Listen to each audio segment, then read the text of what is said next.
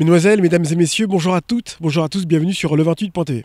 Il y a quelques jours, Patrick Violas, fondateur du zoo-refuge La Tanière, lançait sur les réseaux sociaux un cri d'alerte, un cri d'alarme pour solliciter l'aide du gouvernement et de tous les amoureux des animaux pour lui venir en aide. Il y a un an, le désormais célèbre zoo-refuge La Tanière aurait dû ouvrir ses portes. Quid de la crise sanitaire? Aujourd'hui, le parc est désespérément vide de visiteurs. Aujourd'hui, 2 ministres sont venus lui apporter, lui témoigner du soutien du gouvernement. Je vous propose de regarder ce reportage en images.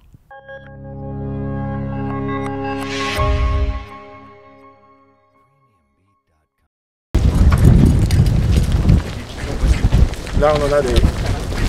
Là, on a un vrai roi lion qui a plus l'attribut d'un roi lion, qui était dans un cirque en France. Il était deux, son frère a attaqué le dresseur. Donc, le frère a été euthanasié, je pense. Et le dresseur nous a amené son frère. Plus qu'un zoo, un refuge. C'est ainsi que se définit le projet initié par Patrick Violas il y a plusieurs années. Un projet qui devait aboutir avec l'ouverture au grand public au printemps 2020.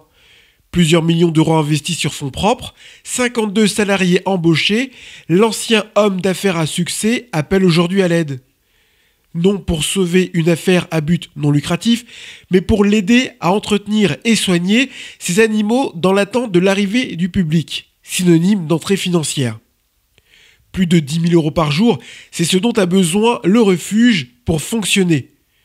Non éligible au fonds de solidarité, l'État a décidé d'agir.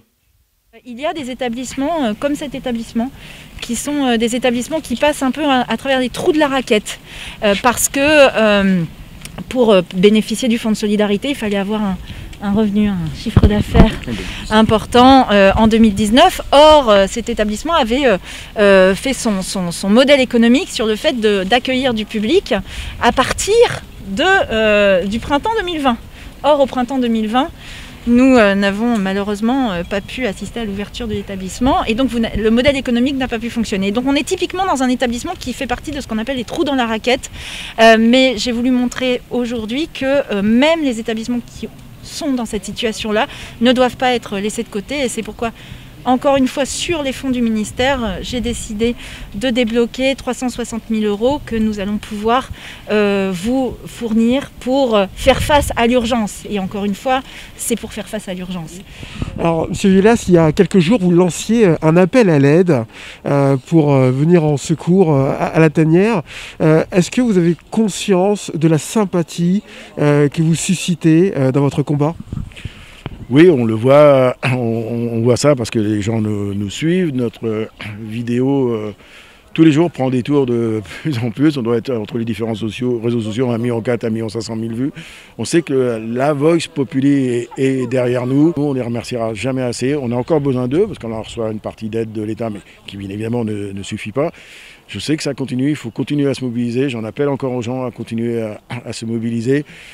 On sait que quand on va ouvrir au public, les gens vont venir nombreux. Forcément, on a une cause que tous les gens aiment, que les gens soutiennent.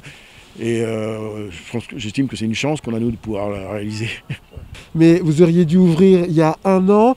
À combien estimez-vous votre perte depuis un an ? On la connaît parfaitement, elle est à 4 millions d'euros.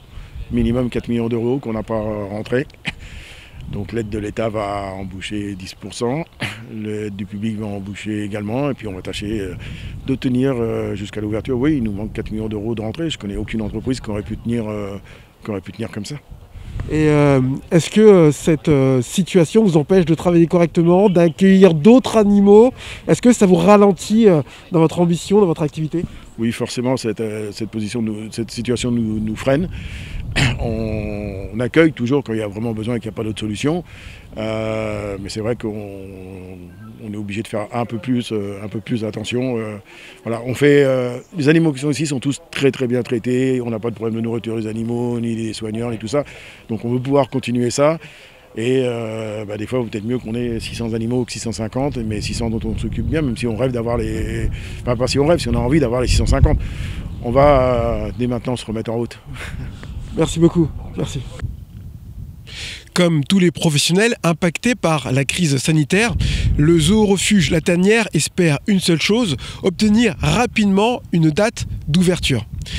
Je vous remercie de nous avoir suivis. Je vous rappelle que l'actualité de votre département d'Eure-et-Loir, vous la retrouvez aussi en vidéo sur notre page Facebook à Télévision Eure-et-Loir. Partagez, likez, commentez l'information. Merci et à bientôt.